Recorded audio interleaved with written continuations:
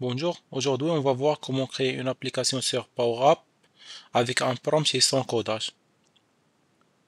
Pour commencer, je vais cliquer sur Plan. Et puis, je vais cliquer sur Créer un plan et je dois écrire le prompt de l'application que je souhaite générer. Aujourd'hui, je vais donner l'exemple d'une application qui va permettre la gestion du stock. Je vais demander qu'il me crée deux interfaces, une interface pour l'ajout des pièces avec leur minimum et leur maximum, puis une interface pour que les techniciens puissent faire des transactions, c'est-à-dire prendre des pièces du stock. Et je vais ajouter une troisième interface pour le magasiner, pour qu'ils puissent introduire les nouvelles réceptions. C'est ça le prompt que j'ai écrit à Power App. Puis avec son modèle d'intelligence artificielle, il va me proposer un plan que je dois approuver sur plusieurs étapes. Donc à partir de notre business problem, il m'a donné les users que je veux créer. Il m'a proposé de créer un user technicien, un user magasinier, puis un user de manager. Le technicien va recorder les pièces qu'il a pris, puis il va voir la disponibilité des pièces au niveau du magasin. Le magasinier peut ajouter les arrivages, puis ajuster les quantités de stock, et le manager va voir les rapports. Je vais valider cette partie-là, puis il va me proposer comment ces users vont fonctionner dans mon application. Il va proposer des interfaces, par exemple le stock item management, le stock réception et ajustement et le reporting. Et finalement, il a proposé les tableaux que j'aurai, des tableaux Excel que j'aurai. Il y a des tableaux de spare parts, des tableaux de transactions, puis des tableaux des users. Et finalement, ce sont les interfaces que Power BI a proposées. Il a proposé une interface de gestion de stock sous forme Canva, puis une interface d'administrateur sous forme Model Driven App. Je vais les expliquer dans des prochaines vidéos aussi de modèles. Puis, il a proposé une automatisation avec Power Automate. Je pense pas que je vais l'expliquer dans ce vidéo, je vais la supprimer. Puis il a proposé le tableau de bord. Et finalement, il a proposé si je veux créer aussi un agent AI qui va supporter les gens pour travailler avec l'application. Aujourd'hui, je ne vais pas expliquer l'agent AI ou bien le Power Automate pour envoyer des alertes par mail et ainsi de suite. Je vais expliquer seulement la partie Power App, c'est-à-dire le Canva App puis le modèle Driven App. Je vais supprimer la génération des alertes par mail et l'agent AI. Puis je vais valider.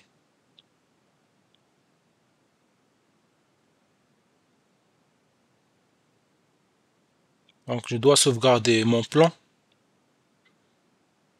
Une fois sauvegardé mon plan, je peux voir l'architecture de l'ensemble que Power App a généré jusqu'à maintenant. Je clique ici, puis je vais faire Overview. Ici, à partir de mon business problem, le prompt que j'ai écrit au début, et là, il m'a expliqué ce qu'il a fait. Il a créé trois users, le technicien, puis le magasinier, puis le manager. Puis à partir de ces trois, il a créé des interfaces. Une interface pour la gestion du stock, puis une interface là où je vais trouver le tableau de bord ainsi que le système d'analyse des données. Et au-dessus, je vois les tableaux là où il va enregistrer les données. Les spare parts, puis les transactions, puis les utilisateurs.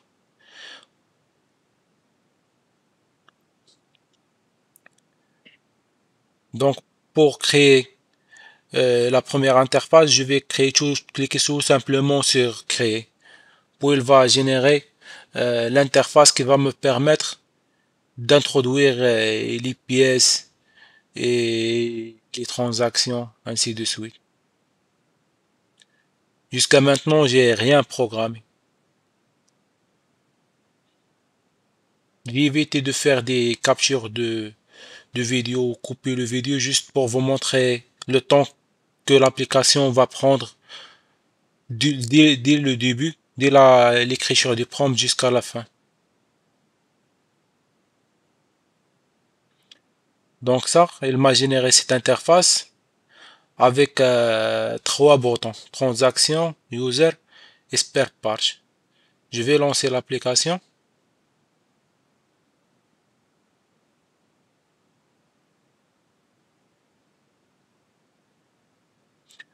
Donc lorsque je lance l'application, je vais la voir comme ça. Lorsque je clique par exemple sur spare parts, je vais voir qu'elle a déjà pré-rempli des spare parts pour me montrer le modèle, comment ça va fonctionner. Par exemple, pour les cils, j'ai le nom de la pièce, combien j'ai de stock actuellement, le stock minimum, le stock maximum.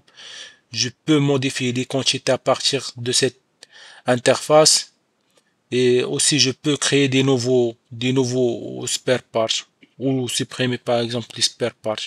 Je vais créer un nouveau spare part, je vais l'appeler par exemple bearing.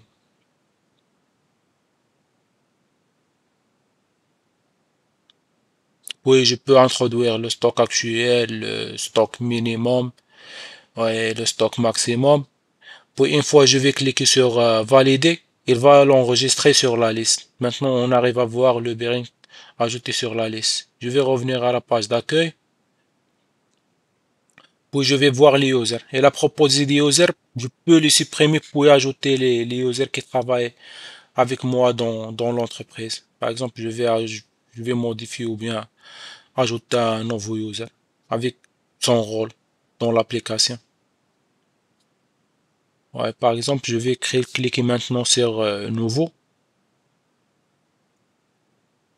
Ouais, je vais créer un user. Par exemple, moi, je serai le nouveau user.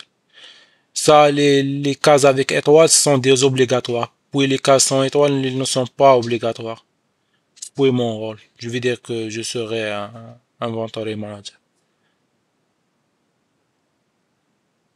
On voit qu'il a ajouté, une fois que je clique sur créer, il ajoute directement le nouveau user dans la plateforme. Puis on a les transactions. Pour les transactions, il a proposé quantité, puis la date de transaction, puis ce qu'on a pris comme outil, puis la transaction number. Le numéro de transaction, je peux le mettre automatique. Actuellement, l'application l'a proposé que je dois le saisir. Par exemple, elle a proposé T004, T005, T006, mais je peux le mettre automatique. On va voir comment faire ça par la suite. Donc ça, c'est en général l'application Canva qu'elle a proposée. Dans cette application Canva, les données s'enregistrent directement dans le tableau euh, qu'on a. Puis on peut ajouter des images, puis modifier les descriptions. Ça, c'est sans codage. C'est seulement drag and drop. J'ai créé la première interface. Je vais passer maintenant à la partie model driven. La différence, c'est que dans cette partie-là de model driven, il communique principalement avec les tableaux Dataverse, puis je peux générer aussi des tableaux de bord avec le Power BI, inclus dans cette interface. C'est de même, j'ai cliqué sur créer. Lorsque j'ai cliqué sur créer, elle a commencé la génération de l'interface.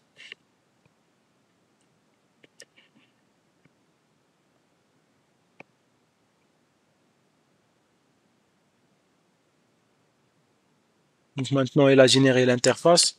Vous pouvez voir que j'ai la liste des composants qu'on a vu tout à l'heure, aussi avec la pièce que j'ai créée, Birin. Je peux ajouter ou bien supprimer à partir de cette interface aussi. Je peux créer un nouveau item ou bien de supprimer. Et dans cette interface, il va me proposer directement le nom qui a ouvert l'application et qui travaille avec moi dans l'entreprise. Il va le connaître. Une fois il va ouvrir l'application dans son PC, il va directement montrer son nom. Oui, maintenant, j'ai lancé l'application pour générer, visualiser le rapport ou bien pour extraire les données sous forme Excel. Une fois j'ai cliqué sur le Power BI, il va proposer un modèle de données. Tous les modèles qu'elle propose ils sont modifiables. Mais l'objectif de la vidéo d'aujourd'hui, c'est vous montrer comment lancer une application dans un minimum de temps, puis sans programmation. Puis par la suite, je vais faire des vidéos pour vous montrer plus de détails.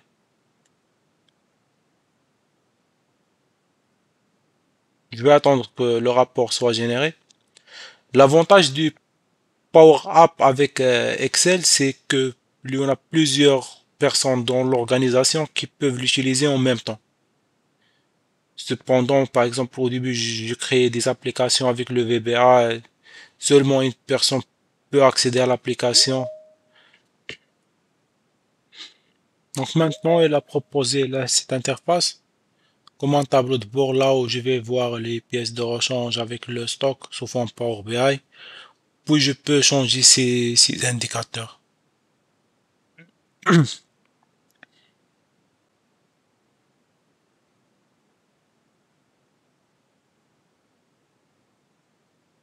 Donc ça, c'est la partie Power BI qui se génère avec le modèle Driver.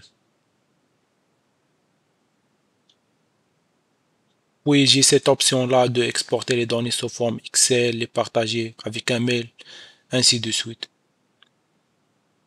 Donc jusqu'à maintenant, on a créé les deux interfaces. Puis on a vu notre table de données ainsi que le rapport généré par le prompt qu'on a introduit. Puis si on veut voir les rapports, on doit cliquer sur la partie des tableaux, puis je vais ouvrir le tableau. Par exemple, c'est le tableau des spare parts. Je vais l'afficher. Je peux afficher aussi les tables de transactions, ainsi de suite. Et pour les tables de spare parts proposées, je peux ajouter d'autres éléments. Par exemple, qui l'a créé, ouais, qu'on l'a créé, ainsi de suite. Donc, la formation aura fin maintenant et bonne journée.